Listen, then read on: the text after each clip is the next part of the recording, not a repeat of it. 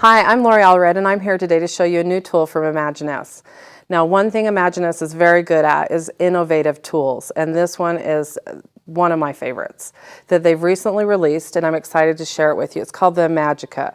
It is a new ribbon cutter and sealer. It's a great little tool, very affordable, and it only runs on 4 AA batteries.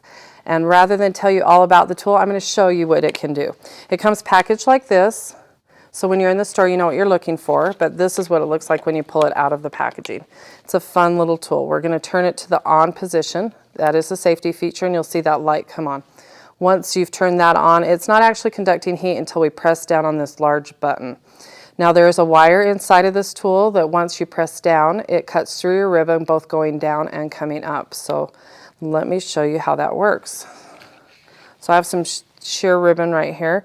Just place it here on the tool. Make sure it's taut, and then you're going to press down on that button.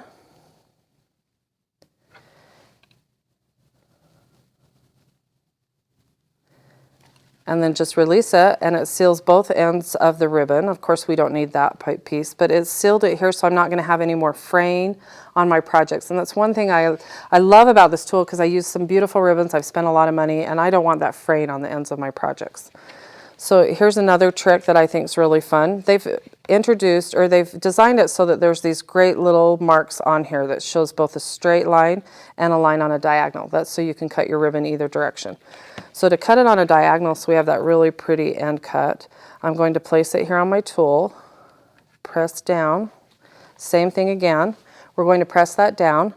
Count to different ribbons cut at different time lengths, so just test your different ribbons as you're working with them, and you'll find what works best as you're using that ribbon. So this one's taking us about 10 seconds to do. Once we've done that, we've got that beautiful cut. Now, my favorite cut is the chevron cut. Now, how often have you tried to get that with a pair of scissors and it's never quite even?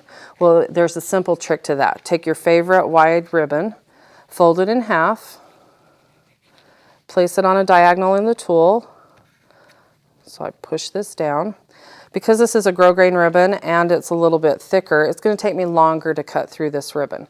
So let me tell you a little bit about the safety features of this tool.